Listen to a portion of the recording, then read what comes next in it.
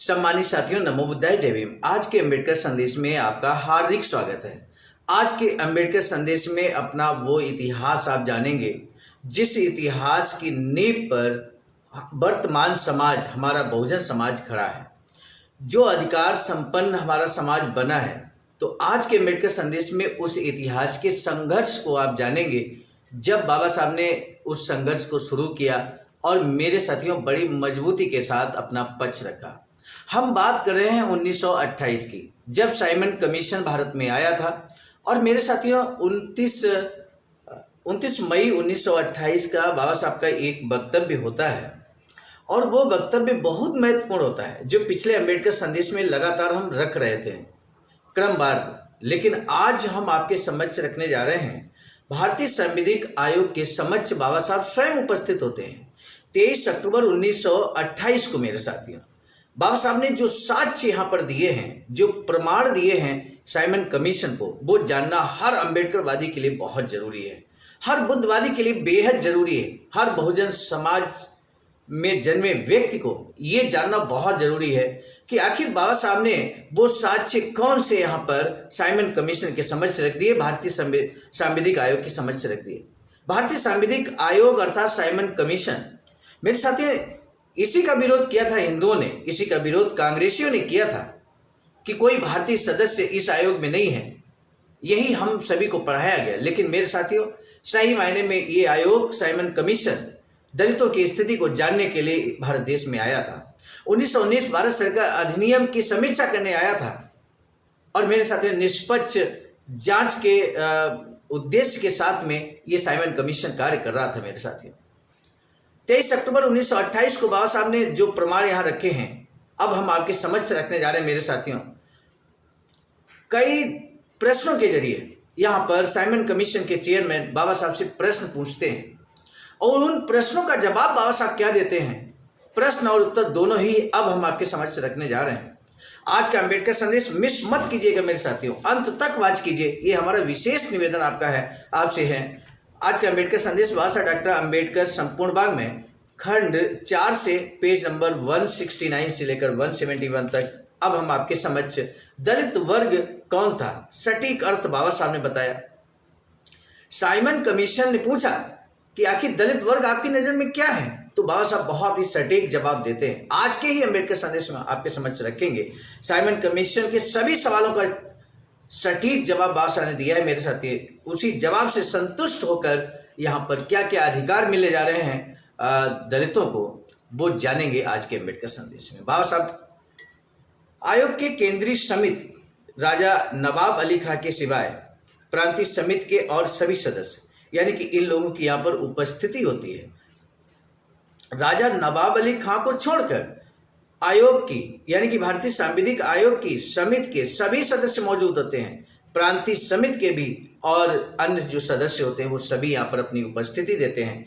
और इस अवसर पर डॉक्टर भीमराव अंबेडकर बंबई समिति के एक सदस्य के रूप में प्रतिभाग कर रहे थे मेरे साथ। और डॉक्टर पीजी सोलंकी दलित वर्गों के प्रतिनिधि के तौर पर उन्हें बुलाया गया था, उनसे पूछताछ की गई और पूछताछ में सबसे पहला प्रश्न चेयरमैन ने पूछा।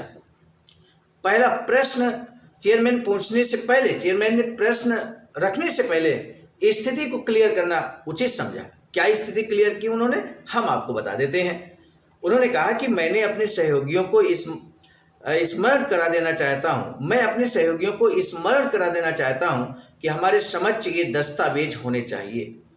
मतलब आज का जो महत्वपूर्ण मीटिंग है वो इस वजह से उन्होंने याद दिलाया कि कौन से महत्वपूर्ण दस्तावेज होने चाहिए। Depressed classes institute of Bombay की ओर से डॉक्टर अंबेडकर का बयान। मेरे साथियों, कितना अहमियत मिली है बाबा साहब के बयान को, वक्तव्य को। उन्होंने कहा कि depressed classes institute of Bombay की ओर से डॉक्टर अंबेडकर का बयान और डिप्रेस्ड इंडियन एसोसिएशन तथा सर्वेंट्स ऑफ सोमवंशी सोसाइटी का संयुक्त ज्ञापन, यानी कि यहाँ पर ज्ञापन को तलब किया है।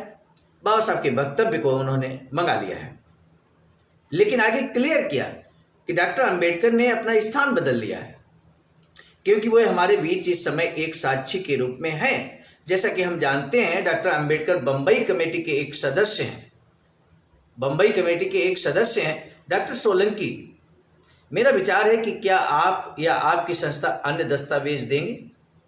क्योंकि बाबा साहब का वक्तव्य यहाँ पर मांगा था, लेकिन चूंकि बाबा साहब स्वयं साइमन कमीशन के समक्ष उपस्थित हैं, तब उन्होंने कहा कि डॉक्टर पीजी सोलंकी जो दलित वर्गों के प्रतिनिधि हैं, क्या वो कुछ साक्ष्य उपलब्ध कराएंगे, अन्य दस्तावेज देंगे? तो डॉक्टर सोलंकी ने जो जवाब दिया वो जानना बहुत जरूरी है। उन्होंने कहा कि मैं डॉक्टर अंबेडकर द्वारा प्रस्तुत दस्तावेज से सहमत हूं। सारा काम खत्म हो गया। यहाँ पर दलित वर्गों के प्रतिनिधि के तौर पर डॉक्टर पीजी सोलंकी गए थे मेरे साथियों साइमन कमीशन के समक्ष अपना पक्ष रखने, लेकिन बाबा साहब पर इतना भरोसा होने था कि बाबा साहब जो भी दस्तावेज देंगे वो बहुजन समाज के लिए, दलित वर्ग के लिए बहुत ही कारगर साबित होंगे, अहम साबित होंगे, और वही सबसे महत्वपूर्ण होगा। इसलिए उन्होंने स्पष्ट कह दिया कि बाबा साहब यहाँ पर जो भी दस्तावेज देंगे हम उसी से सहमत हैं।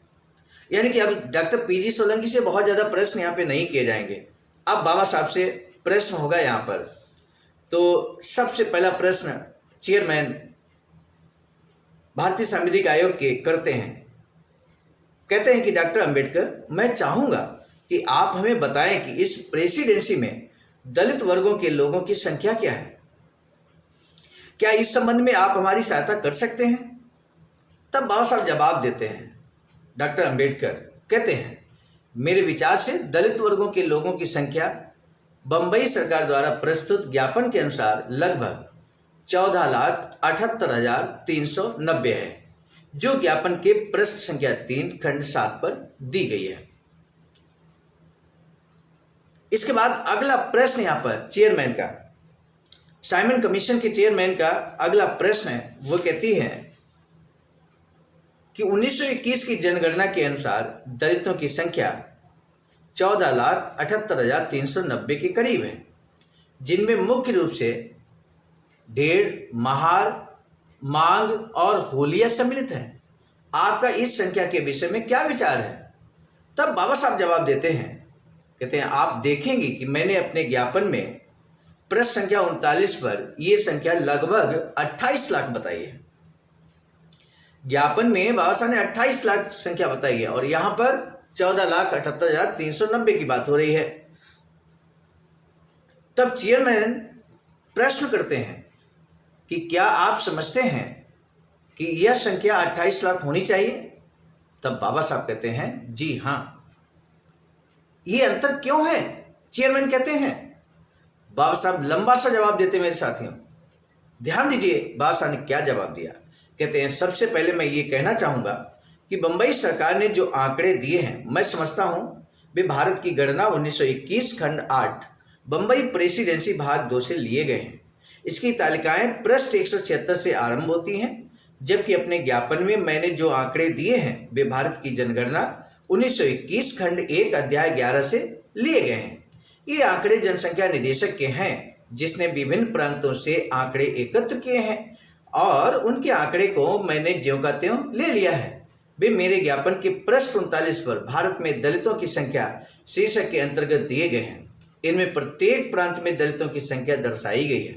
अतः इन दोनों तरह के आंकड़ों में इसी कारण से अंतर है। दरअसल ये आंकड़े चाहे केंद्रीय हों और चाहे प्रांतीय, पूरी तरह से कभी सही नहीं हो सकते। वास्तव में यदि यह सम्मेलन भारत के जनगणना निदेशक की उन टिप्पणियों को देखें जिन्हें मैंने अपने ज्ञापन के पृष्ठ संख्या 39 पर शुरू में उद्धृत किया है, तो पता चलेगा कि दलितों की कुल अनुमानित संख्या बताने के बाद वे कहते हैं, तथापि हमें मोटे तौर पर लगाया गया अनुमान समझना चाहिए, क्योंकि इसमें नंबर 1 संबद्ध जातियों और जनजातियों की, नंबर 2 हाल ही में हिंदू धर्म में शामिल किए गए उन जनजाति आदिवासियों की पूरी संख्या दी गई है जिनमें अधिकांश को अपवित्र माना जाता है। हम विश्वास पूर्वक दलितों की संख्या बता सकते हैं जिनका रक्त शुद्ध नहीं माना जाता है। वे संपूर्ण भारत में 5.5 करोड़ से लेकर 6 करोड़ के बीच में होंगे। बाबा साहब बहुत विश्वास के साथ कहते हैं कि वे संपूर्ण भारत में, यानी कि दलितों की संख्या भारत में 5.5 करोड़ से लेकर 6 करोड़ के बीच है। फिर वे हर प्रांत के आंकड़े देते हैं, प्रत्येक प्रांतवार आंकड़े देते हैं। अब अगला प्रश्न चेयरमैन साहब करते हैं बाबा साहब से, कहते हैं, आपको बुरा तो नहीं लगेगा यदि मैं सही आंकड़ों के संदर्भ में नहीं बल्कि 2 अवधारणाओं के बीच तुलना करके अपनी दुविधा दूर करना चाहूँ? यह स्पष्ट है कि यदि कुछ अधिकारी जनसंख्या के विवरण की सत्यता के बारे में बोलते हुए कुल संख्या 14,78,000 बताते हैं और दूसरे अधिकारी भी बारीकी से कहते हैं कि यह संख्या 28 लाख है, 28 लाख के बराबर है, तो यह निश्चित है कि दूसरे अधिकारियों ने उन लोगों को अपने आंकड़ों में शामिल कर लिया होगा जिन्हें पहले अधिकारियों ने नहीं किया होगा। डॉक्टर अंबेडकर ने जवाब दिया, ऐसा ही हुआ है और इसीलिए मैं सम्मेलन को बता देना चाहता हूं कि प्रांतीय आंकड़ों में उन जातियों को शामिल नहीं किया गया है जो वास्तव में अस्पृश्य जातियां हैं। चेयरमैन अगला प्रश्न करते हैं, कहते हैं क्या हम इसे इस प्रकार कह सकते हैं, देखिए कृपया मुझे बता दें कि मैं इसे ठीक से समझ पाया हूं या नहीं। मैं इसका यथासंभव अध्ययन कर रहा हूं, हालांकि मुझे आपकी और डॉक्टर सोलंकी की सहायता वांछित है। दलित वर्गों शब्द का तात्पर्य आप उन अस्पृश्यों से ले रहे हैं जो हिंदू हैं परंतु जिनका हिंदुओं के मंदिरों में प्रवेश वर्जित है, क्या ये ठीक है? यानी कि यहाँ पर बहुत महत्वपूर्ण प्रश्न मेरे साथियों, आपसे कोई पूछे कि दलित वर्ग किसे कहते हैं तो आप निश्चित तौर पर अपने अकॉर्डिंग आंसर बताने का प्रयास जरूर करेंगे। हो सकता है आप कहें कि अनुसूचित जाति जनजाति के लोग दलित वर्ग होते हैं, लेकिन बाबा साहब ने यहाँ पर इस शब्द का इस्तेमाल न करते हुए देखिए क्या कहा है, दलित वर्गों शब्द का तात्पर्य आप उन अस्पृश्यों से ले रहे हैं जो हिंदू हैं परंतु जिनका हिंदुओं के मंदिर में प्रवेश वर्जित है। हिंदू होते हुए भी हिंदुओं के मंदिर में प्रवेश वर्जित है, क्या ये ठीक है? तब बाबा साहब कहते हैं, डॉक्टर अंबेडकर कहते हैं जी हाँ, यानी कि ये सही है। दलित वर्ग वो हैं जो हिंदुओं के मंदिरों में प्रवेश नहीं कर सकते, प्रवेश वर्जित है और ऐसे अस्पृश्यों को यहाँ पर दलित वर्ग कहा गया है।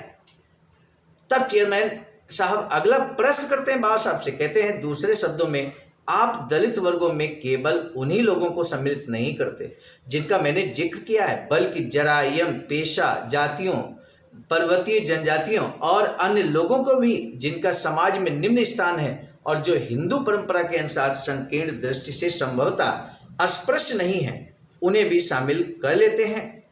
तब बाबा साहब कहते हैं ठीक है। अगला प्रश्न, चेयरमैन साहब क्या ये संभावित दृष्टिकोण नहीं है? बाबा साहब कहते हैं हाँ, यह संभावित दृष्टिकोण है। और साथ ही साथ अगला प्रश्न चेयरमैन करते हैं बाबा साहब से, क्या यह इस बात का सही स्पष्टीकरण नहीं है कि किस कारण आप कुछ संदर्भों में उन दलित वर्गों को जो अस्पृश्य हैं और उनका जिनका हिंदुओं के मंदिरों में प्रवेश वर्जित है उन्हीं के एक निश्चित आंकड़े ले लेते हैं, जबकि दूसरी ओर आप कभी कभी इससे बड़े आंकड़े ले लेते हैं जिनमें आप जरायम पेशा और पर्वतीय जनजातियों को भी शामिल कर लेते हैं? तब बाबा साहब कहते हैं मेरे विचार से ऐसा नहीं है, क्योंकि जो आंकड़े मैंने दिए हैं वे जरायम पेशा और पर्वतीय जनजातियों से भिन्न दलित वर्गों से संबद्ध है। ये बात बाबा साहब बहुत स्पष्ट ढंग से कहते हैं मेरे साथियों। अब अगले प्रश्न क्या होंगे, उसका जवाब बाबा साहब क्या देंगे मेरे साथियों, ये प्रश्न उत्तरी चलेगी लंबे समय तक, क्योंकि बहुत सारे प्रश्न यहाँ पर बाबा साहब से पूछे हैं। तो हम आपको बता दें लगभग यहाँ पर जो प्रश्नों की संख्या है, एग्जैक्टली जो प्रश्न पूछे गए बाबा साहब से 295 प्रश्न पूछे गए हैं और 295 प्रश्नों में आज हमने आपके समक्ष वो 10 प्रश्न रखे हैं जो यहाँ पर चेयरमैन साइमन कमीशन के द्वारा पूछे जाते हैं बाबा साहब से, और उन सभी प्रश्नों का जवाब बाबा साहब बहुत अच्छे ढंग से देते हैं। हमारा ये निवेदन आपसे है कि जब तक कि ये 295 प्रश्न बाबा साहब से पूछ लिए नहीं जाते और बाबा साहब उनके जवाब नहीं दे देते, यानी कि तब तक ये अंबेडकर संदेश का जो सिलसिला आज पहला अंबेडकर संदेश है इस मामले में, इस विषय पर भारतीय संविधान आयोग के समक्ष बाबा साहब ये इस विषय में पहला अंबेडकर संदेश है। तो अब आने वाले समय में लगभग एक सप्ताह तक आपको हर अंबेडकर संदेश वाच करना चाहिए क्रम से, ताकि आप इसी स्टोरी के साथ आप भी ध्यान से समझ सकें कि आखिर कौन से प्रश्न बाबा साहब से पूछे गए, उसका जवाब बाबा साहब ने क्या दिया, और उसी आधार पर आज हम एक सम्मानजनक स्थिति में पहुंचे हैं। इन प्रश्नों के जवाब जो बाबा साहब ने यहाँ पे दिए हैं, जो वक्तव्य बाबा साहब का यहाँ पर सुना गया है, ये बहुत अहम कड़ी है, मील का पत्थर है, नींव का पत्थर है मेरे साथियों। जो अधिकार संपन्न आज हमारा समाज बना हुआ है उसमें ये नींव का पत्थर साबित है। सिद्ध हो चुका है मेरे साथ। इसलिए इन भारतीय संवैधानिक आयोग के समक्ष बाबा साहब ने उन सभी प्रश्नों का जवाब दिया। उन प्रश्नों के जवाब जब तक आपको नहीं मिल जाते, वो प्रश्न कौन से हैं, जवाब कौन से हैं, ये जब तक आप जान नहीं लेते, आप बिल्कुल अंबेडकर संदेश नियमित सुनने की आदत डाल लीजिए। ये हमारा आपसे विशेष निवेदन है मेरे साथियों। आज का अंबेडकर संदेश कितना क्रांतिकारी है ये बताने की आवश्यकता नहीं है, इसलिए आपसे निवेदन है कि इस अंबेडकर संदेश को जन जन तक पहुंचाने के लिए शेयर जरूर कीजिएगा। इसी के साथ दीजिए इजाजत, आप सभी को सादर नमो बुद्धाय, जय भीम।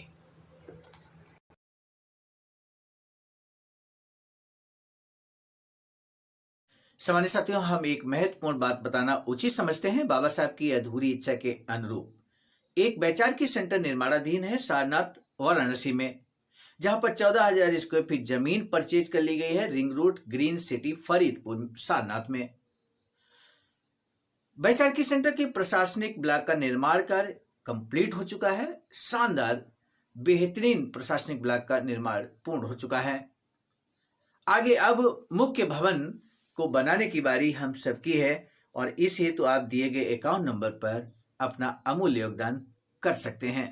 आज का अंबेडकर संदेश हम लेकर उपस्थित हुए थे मिशन नायक बुद्ध मित्र मुसाफिर सर, राष्ट्रीय अध्यक्ष आवाज का नई दिल्ली की प्रेरणा में। प्रस्तुतकर्ता के रूप में मैं स्वयं सर्वजित आर्य, राष्ट्रीय मीडिया प्रभारी, IIT सेल आवाज का नई दिल्ली।